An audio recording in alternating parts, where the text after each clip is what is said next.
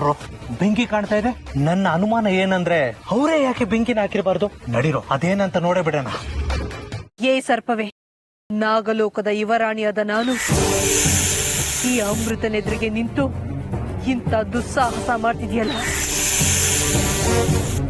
ಅವರನ್ನ ಯಾರು ಅನ್ಕೊಂಡೆ? ಅವರು ನನ್ನ ಗಂಡ.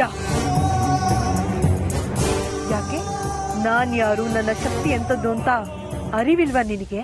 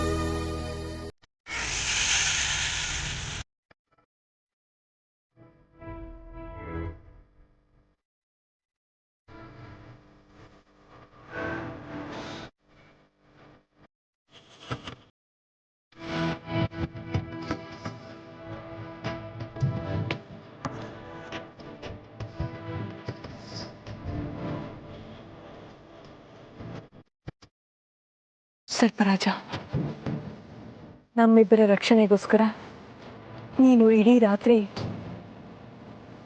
ಕಾವಲು ಕಾಯ್ದಿದ್ಯಾ. ನೀನು ಈ ಉಪಕಾರನ ನಾನು ಯಾವತ್ತೂ ಮರೆಯಲ್ಲ. ನೀನಿನ್ನು ಹೊರಡಬಹುದು.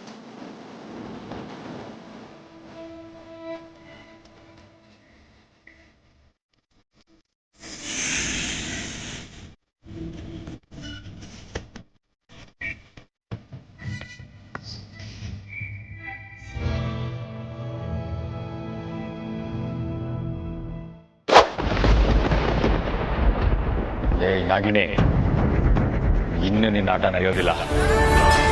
ನನಗೆ ಎಲ್ಲ ಸತ್ಯ ಗೊತ್ತಾಯ್ತು.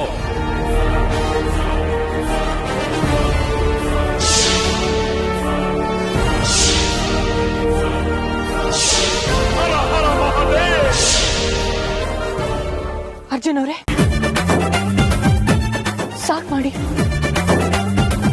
ಸಾಕ್ ಮಾಡಿ ತಮಾಷೆ. ಏನಿದೆಲ್ಲ?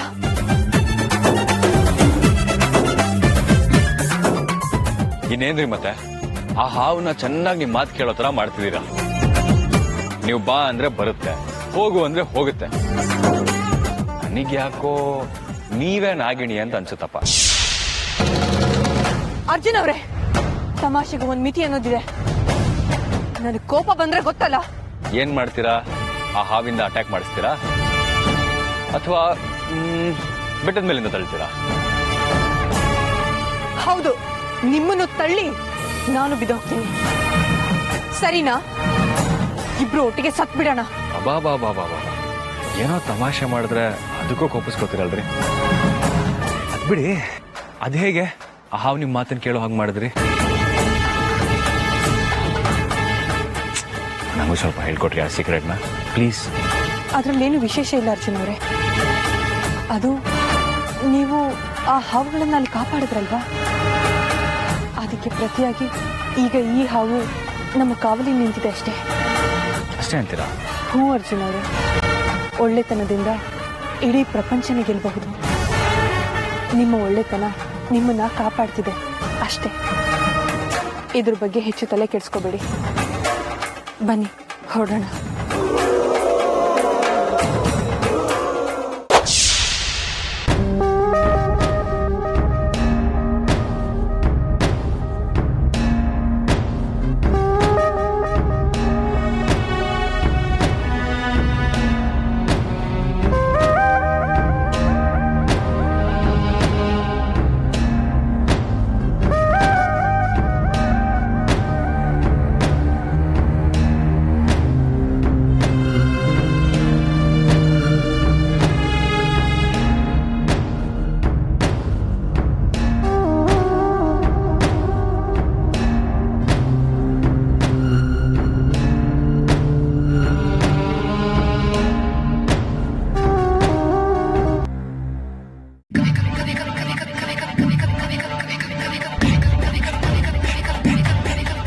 ಏಯ್ ಏಯ್ ನಾಲಾಯಕ್ ನನ್ನ ಮಕ್ಕಳ್ರ ಕಾವಲ್ ಕಾಯಿರೋ ಅಂದ್ರೆ ತೂಗಡಿಸ್ತಾ ಇದ್ದೀರಾ?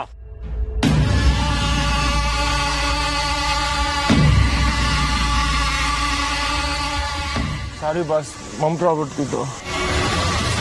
ಬನ್ನಿ ಬಾಸ್ ಹುಡ್ಕಣ. ಏಯ್ ಬಂದ್ರು ಬಾಸ್ ಅಲ್ಲೊಂದು ದೊಡ್ಡ ಐತಲ್ಲ ಬಾಸ್, ಕಾಣಿಸ್ತಾ ಇಲ್ಲ ಬಾಸ್. ಒಳ್ಳೇದಾಯ್ತಲ್ಲ, ಬನ್ನಿ.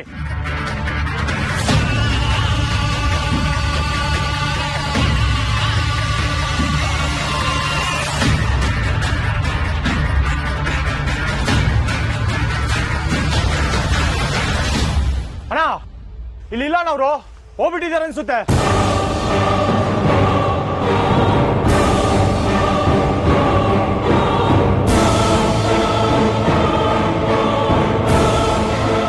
ಏಯ್ ನಡೀರೋ, ಇಲ್ಲೇ ಎಲ್ಲ ಸುತ್ತಮುತ್ತ ಇರ್ತಾರೆ, ಬಿಡಿಬೇಡಿ ಅವ್ರನ್ನ, ನಡೀರಿ.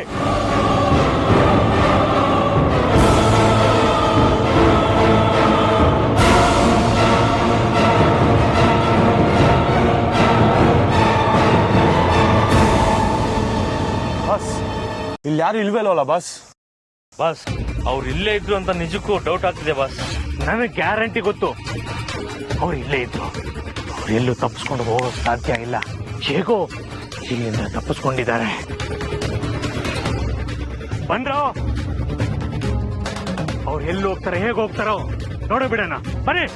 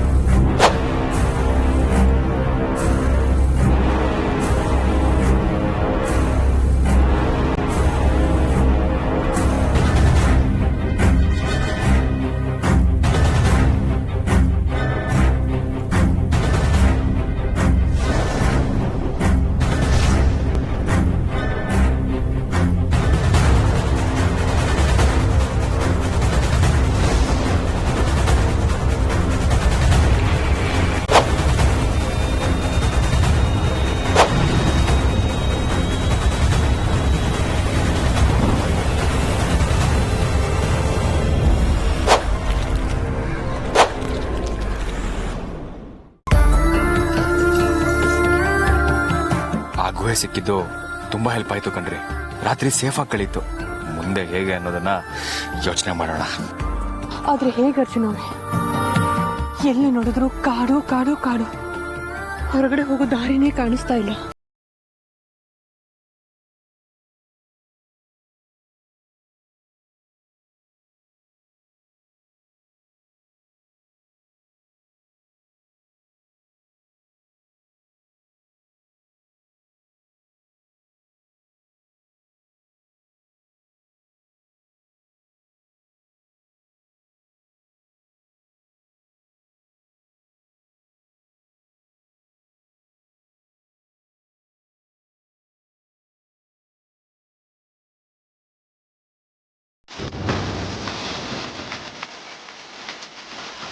ಎಷ್ಟು ತಿಳಿಯಾಗಿದೆ ಈ ನೀರು.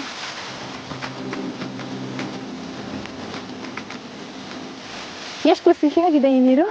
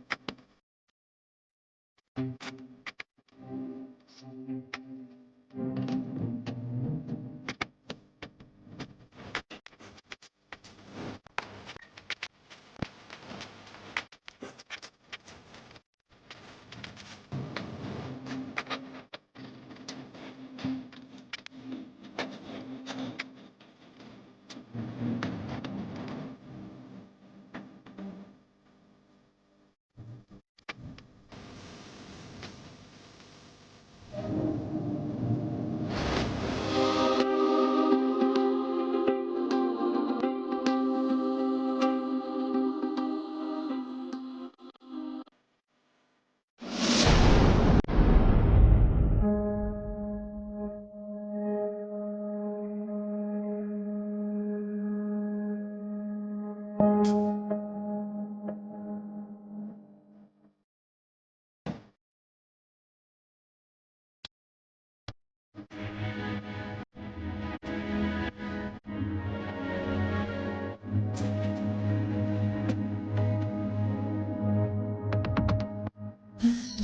ನಿನ್ನ ಹೃದಯದಲ್ಲಿ ಕೊಡಲಿನ ಹಾಜರಿ ನನ್ನ ಕನಸಿನಲ್ಲಿ ಬರುವೆಯ ಖಾತರಿ ಸರಿಯಾಗಿ ಕಣ್ಣಲ್ಲಿ ಬೀಳುತ್ತ ನವಿರಾಗಿ ನನ್ನ ಹೇಳುತ್ತ ನನ್ನ ಅಪಹರಿಸಿದೆ ನೀನು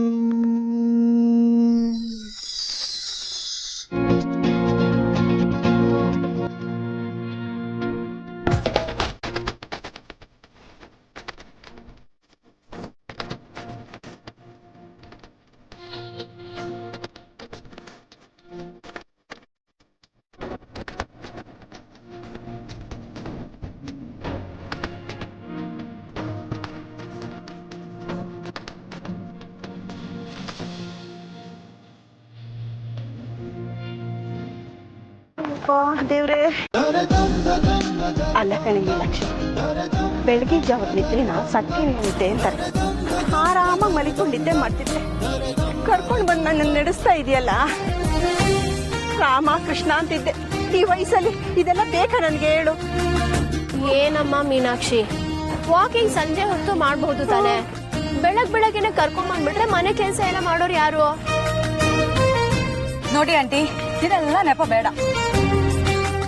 ಅಜ್ಜಿ, ಇವಾಗ ನೀವು ಪೂಜೆ ಯಾವ ಬೇಕಾದ್ರೂ ಮಾಡ್ಬೋದು, ಆದ್ರೂ ರಾವ್ ಕಾಲದಲ್ಲಿ ಮಾಡಲ್ಲ. ಯಾಕೆ? ಇದು ಹಾಗೆ ಆಂಟಿ. ಸಂಜೆ ವಾಕ್ ಮಾಡೋಕ್ಕೂ ಬೆಳಿಗ್ಗೆ ವಾಕ್ ಮಾಡೋದಕ್ಕೂ ತುಂಬಾನೇ ಡಿಫ್ರೆನ್ಸ್ ಇದೆ ಆಂಟಿ. ಬೆಳಗಿನ ಸೂರ್ಯನ ಕಿರಣ ಮೈ ಮೇಲೆ ಬಿದ್ರೆ ಆರೋಗ್ಯಕ್ಕೆ ತುಂಬಾನೇ ಒಳ್ಳೇದು. ಅದಲ್ಲದೆ ಬೆಳಿಗ್ಗೆ ಪೊಲ್ಯೂಷನ್ ಲೆವೆಲ್ ತುಂಬಾನೇ ಕಮ್ಮಿ ಇರುತ್ತೆ, ಗಾಳಿಲಿ ಫ್ರೆಶ್ ಆಕ್ಸಿಜನ್ ಸಿಗುತ್ತೆ. ಇಡೀ ದಿನ ದೇಹದಲ್ಲಿ ಲವಲವಿಕೆ ಇರುತ್ತೆ. ಸಂಜೆ ವಾಕ್ ಮಾಡೋದು ವಿರಾಮಕ್ಕೆ, ಬೆಳಿಗ್ಗೆ ವಾಕ್ ಮಾಡೋದು ವ್ಯಾಯಾಮಕ್ಕೆ. ಗೊತ್ತಾಯ್ತಾ? ಆಯ್ತಮ್ಮ ತಾಯಿ, ನಿನಗೆ ಎದುರುತ್ರ ಕೊಟ್ಟು ಬದುಕೋರುಂಟೆ, ಏನೋ ಒಂದ್ ಮಾತಾಡಿ ಬಾಯಿ ಮುಚ್ಚಿಸ್ಬಿಡ್ತೀಯ. ಸರಿ ನಡಿ. ನೋಡ್ತಾ ಇರಿ ಆಂಟಿ, ಒಂದ್ 2 ದಿನ ವಾಕಿಂಗ್ ಮಾಡಿ ನೋಡಿ, ನಿಮ್ಗೆ ವ್ಯತ್ಯಾಸ ಗೊತ್ತಾಗುತ್ತೆ. ಆಗುತ್ತೋ ಏನೋಪ್ಪ.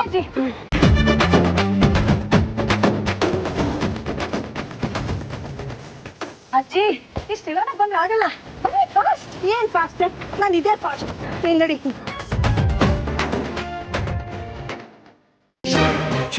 ಒಂದ್ ಸ್ವಲ್ಪ ಹೊತ್ತು ನಿದ್ದೆ ಮಂಪರದಲ್ಲಿ ಮೈ ಮಾರ್ತಿದ್ದಕ್ಕೆ ಎಷ್ಟು ದೊಡ್ಡ ಅನಾಹುತ ಆಗೋಯ್ತು.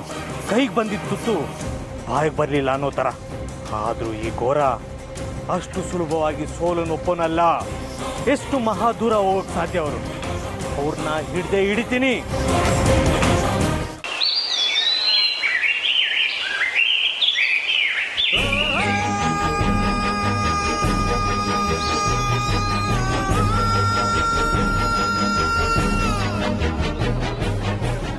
ಅರ್ಚನವ್ರೆ, ನನಗೆ ಇನ್ನು ಒಂದೇ ಹೆಜ್ಜೆನೂ ಮುಂದೆ ಇಡೋದಕ್ಕಾಗಲ್ಲ.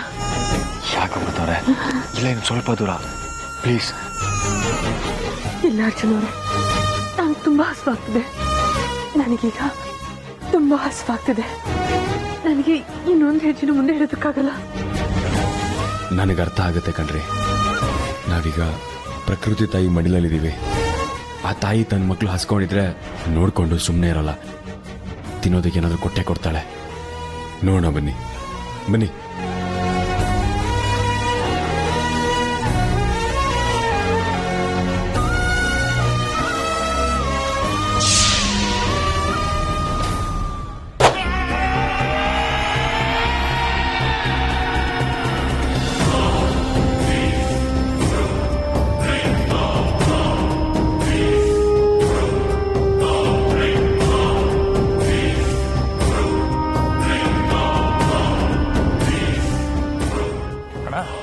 ತುಂಬಾ ಸುಸ್ತಾಗ್ತೈತೆ, ಹೊಟ್ಟೆ ಬೇರೆ ಹಸಿತೈತೆ.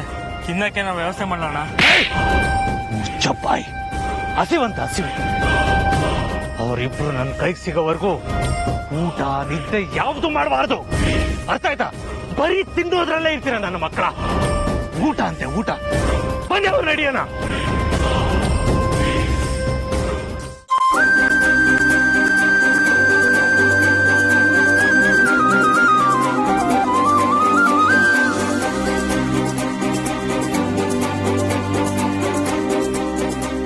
ಅರ್ಜುನ್ ಅವರೇ, ಆಗ್ತಾ ಇಲ್ಲ. ನನಗೆ ತುಂಬಾ ಹೊಟ್ಟೆ ಹಸಿವಾಗ್ತಿದೆ. ಅಮೃತ ಅವರೇ, ಇವಾಗ ಹೋಪ್ಸ್ ಕಳ್ಕೋಬೇಡಿ. ಇರಿ, ಇಲ್ಲೇನಾದ್ರು ಸಿಗುತ್ತಾ ನೋಡ್ತೀನಿ. ಬಂದೇ ಇರಿ, ಇಲ್ಲೇ ಕೂತಿರಿ.